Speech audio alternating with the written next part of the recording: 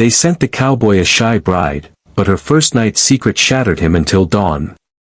The night the train arrived, the wind cut across the plains like a blade, carrying dust, cold, and the smell of iron rails. Cole Bennett stood alone at the small wooden platform, hat pulled low, hands buried deep in his coat pockets. He wasn't a man who waited for miracles, but tonight, he was waiting for a stranger who had agreed to marry him without ever seeing his face. They said she was shy. Quiet. Grateful for the chance at a new life. Cole had heard those words before. The town thought they were doing him a kindness.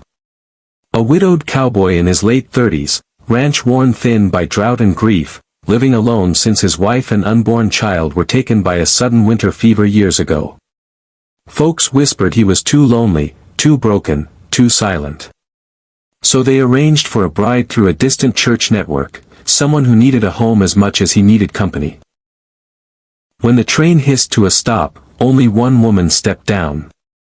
She was small, wrapped in a faded coat too thin for the cold, her dark hair braided tightly as if to keep herself from unraveling. She clutched a single worn suitcase with both hands. She looked up, eyes wide and cautious. "Mr. Bennett?" she asked softly. Cole nodded. "I'm Cole." "You must be Anna." She gave a nervous smile. "Yes, sir." That smile, uncertain, hopeful, hit him harder than he expected. The ride to the ranch was quiet. The moon lit the empty road, hooves crunching over frozen ground. Anna sat stiffly beside him, hands folded in her lap, answering politely when he spoke, falling silent when he didn't. She looked out at the land as if trying to memorize it, as if afraid it might disappear. At the ranch house, Cole carried her suitcase inside. The home was clean but plain, warmed by a crackling fire. He showed her the bedroom. "You can rest," he said gently. "It's been a long day." She hesitated at the doorway, fingers tightening around her coat. "Mr. Bennett." "Cole, may I speak with you first?" Something in her voice, fragile, trembling, made his chest tighten. "Of course," he said. They sat across from each other at the small kitchen table. The fire popped softly. Outside, the wind howled like a warning. Anna stared at her hands for a long moment. When she finally spoke, her voice broke. "There is something you must know," she said. "I was told to wait, to be grateful. Not to trouble you with the past." Tears welled in her eyes. "But I cannot begin a new life with a lie." Cole leaned forward. "Take your time." She drew a shaky breath. "I was not sent to you because I am wanted." The words fell heavy between them. "I was sent because no one else would take me," she continued. "The family I worked for, their son," her voice faltered. She swallowed hard. "What happened left me with scars. Ones you cannot see. I wake at night. I panic when touched. I am afraid of the dark. Afraid of being alone, and afraid of being close." She looked up then, tears spilling freely. "If you send me away, I will understand. I just needed you to know before this night ends." Cole felt as if the floor had dropped out from under him. Her confession cracked something open inside his chest, something raw and long buried. He remembered his wife's final nights, her fear, her pain, his helplessness as he watched love slip through his fingers. He remembered how the world kept moving while his heart stayed frozen. For a long time, neither of them spoke. Finally, Cole stood up. Anna flinched instantly, shoulders curling inward as if bracing for rejection.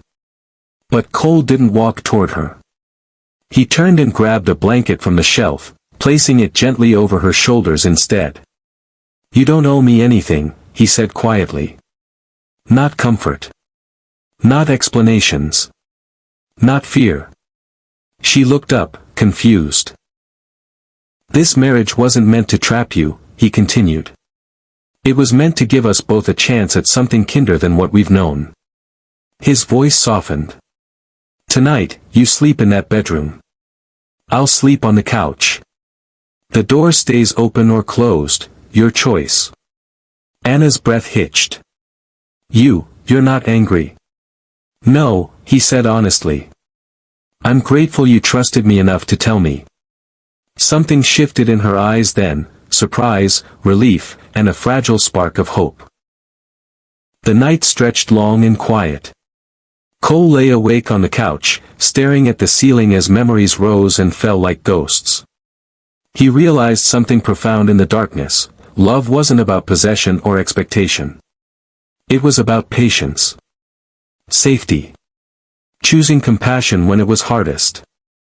Near dawn, he heard soft footsteps. Anna stood at the edge of the room, wrapped in a blanket, eyes red but calm. I slept, she whispered. For the first time in a long while. Cole sat up slowly. I'm glad. She hesitated, then said, thank you, for not breaking me. Her words shattered him more deeply than her secret ever could. Over the weeks that followed, something beautiful grew, not from grand gestures, but from small mercies. Shared meals. Quiet mornings. Cole teaching her to ride, always asking before reaching out. Anna tending the garden, humming softly as confidence returned to her voice. Healing came slowly. But it came. One evening, months later, Anna reached for Cole's hand, her choice, her timing. He squeezed gently, reverently, as if holding something sacred. The town would later say the cowboy was finally saved by love. But the truth was simpler, and deeper. Two wounded souls had chosen kindness over fear. And in doing so, they built a home, not from perfection, but from patience, respect, and the courage to believe that even broken hearts deserve gentleness. And sometimes, the greatest love stories don't begin with passion. They begin with compassion.